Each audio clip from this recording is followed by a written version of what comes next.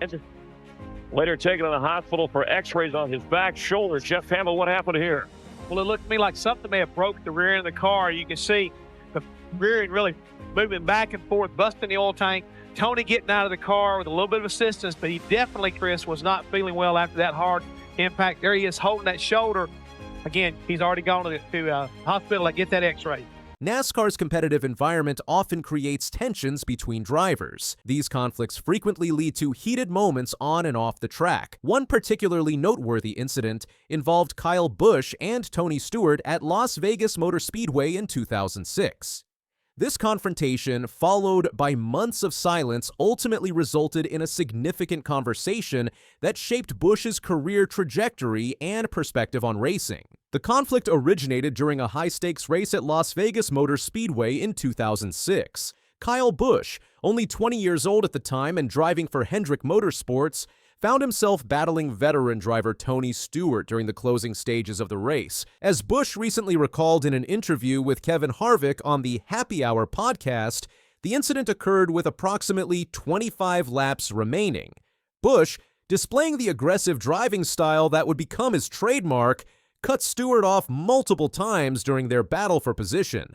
"I think it was Vegas. I made him mad at Vegas," Busch explained during the interview.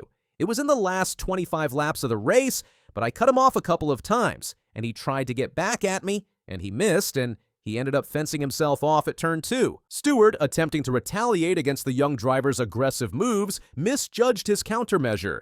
His vehicle made contact with the wall at turn 2, resulting in significant damage to his car. This incident effectively ended Stewart's chances for a strong finish in the race. The consequences of this on-track confrontation proved substantial for both drivers.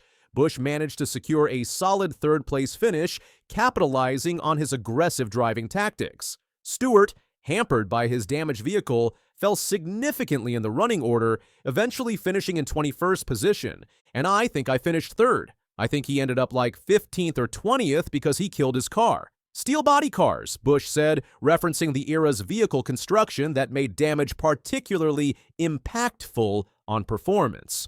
The aftermath of the Las Vegas incident extended far beyond the race itself. Stewart, understandably frustrated by the outcome, maintained a calculated silence toward the young driver.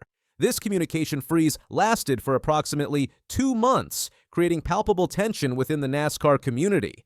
Busch recounted, and he was not too thrilled with me, but it was like, he was mad at me for like another 2 months, and then finally we had a run-in with one another again. For a young driver establishing his presence in NASCAR's premier series, this extended silent treatment from a respected veteran created significant professional and personal stress. The racing community operates as both a competitive environment and a close-knit social structure.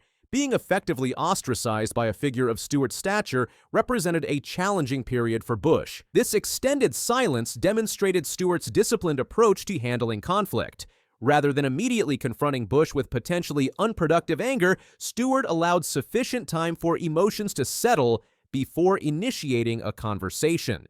This measured approach ultimately created the foundation for a more impactful exchange when they finally did speak. After 2 months without communication, the silence finally broke under unexpected circumstances.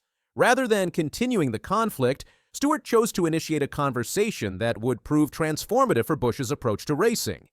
Busch remembers the moment he received word that Stewart wanted to speak with him. Busch recalled, "Eddie called me over to his bus. He goes, 'Hey, Tony wants to talk to you,' and I'm like, 'Okay, so like you're on pins and needles.' Like you're waiting to hear." The anticipation and anxiety Busch felt approaching this meeting highlight the power dynamics at play. As a young driver being summoned by an established champion, Busch had legitimate reasons for concern about the conversation's potential direction and consequences. Upon entering Stewart's bus, however, Busch encountered something entirely unexpected. Rather than receiving further criticism or confrontation, he found himself receiving nuanced advice delivered alongside genuine professional respect. Busch explained, "We went in the bus, and he was like, 'Look, man, you're young, you're fast, you can do this. You're going to be a winner, multi-time winner champion one day. Like, you've got it. You're going to be fine. You just got to figure out how to rein it all in and be in control or under control and all that sort of stuff and do the things of like how that era of racing was done.' This conversation represented a pivotal moment in Busch's professional development. Stewart's approach combined acknowledgement of Busch's raw talent with specific guidance about channeling that ability more effectively by validating Busch's potential while encouraging greater strategic control. Stewart provided a roadmap for converting natural racing ability into championship-caliber performance. The impact of this exchange extended far beyond resolving their immediate conflict. Stewart's willingness to mentor, rather than simply criticize, established a model of veteran leadership that influenced Busch's understanding of professional relationships within NASCAR.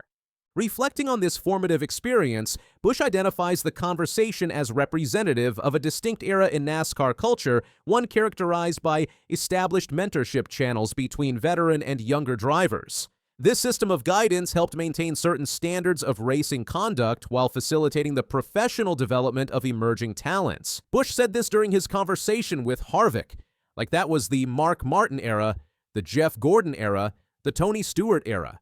You were there, the Harvick era. Like that was a different era than where we're into today. This sentiment highlights Busch's perception of a fundamental cultural shift within NASCAR.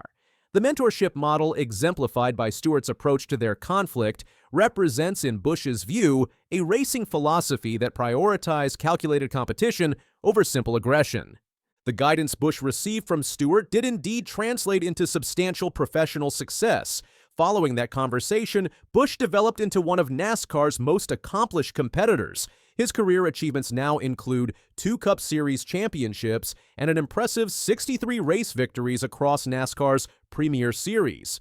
Additionally, Busch established a remarkable streak of 19 consecutive seasons, with at least one win a testament to the consistent excellence that emerged from his natural talent combined with the strategic control Stewart encouraged him to develop. Busch's reflections on his interaction with Stewart serve as a launching point for his critical assessment of contemporary NASCAR culture.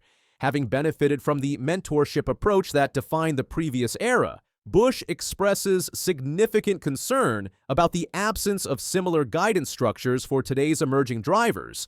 When asked why he doesn't adopt a similar mentorship role with younger competitors, Busch said, "We are in a completely different era now.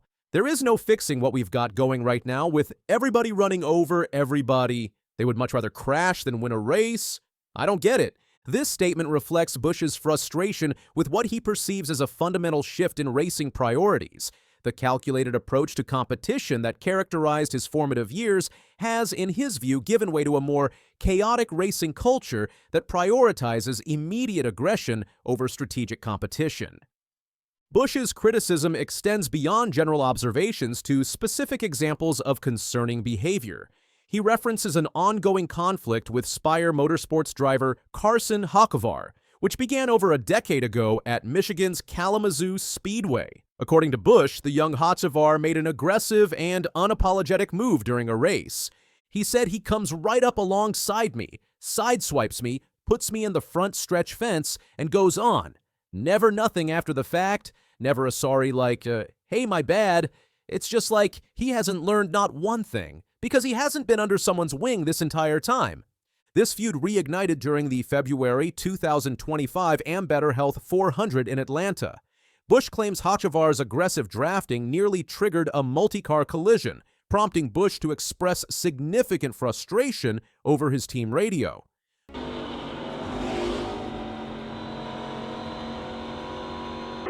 Hocevar's development path with his own experience of veteran guidance. The absence of established mentorship in Busch's assessment has allowed problematic driving approaches to persist without the corrective influence that shaped his own career.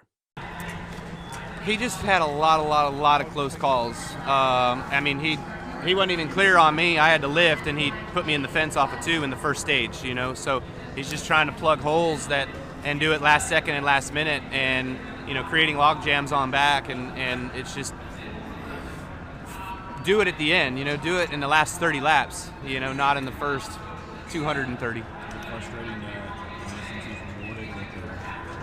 He had a fast car, and he was doing a lot of moves with it to get himself in position. He came from behind me when they stopped for tires and we didn't, so he had a fast car, so give benefit, but it's also just circumstantial of where we're all at in today's age with the cars. I mean, we're all given the same stuff, and he's making a lot of bold moves to just try to make the most of it.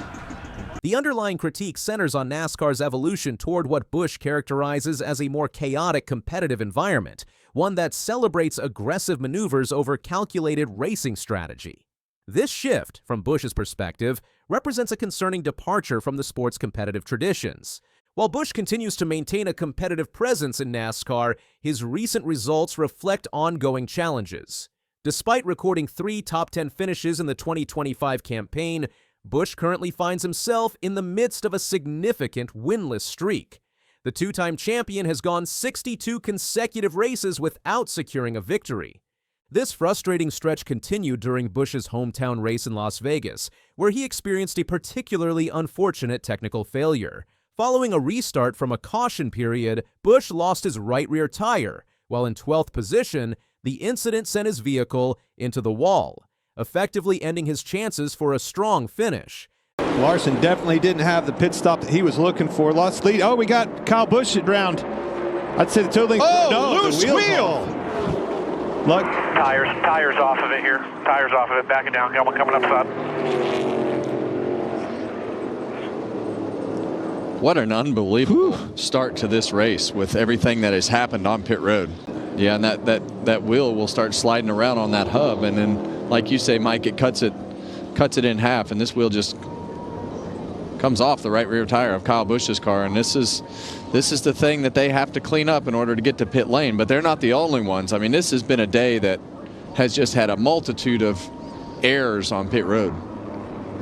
This mechanical failure compounded an already difficult race for Busch, who had previously been penalized for speeding on pit road.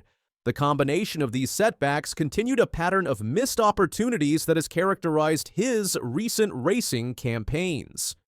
Despite these challenges, Busch continues to express optimism about his team's fundamental performance capabilities. Busch said, "I feel like last year at Vegas, we were really fast. We were probably one of the only guys that passed Kyle Larson under green there."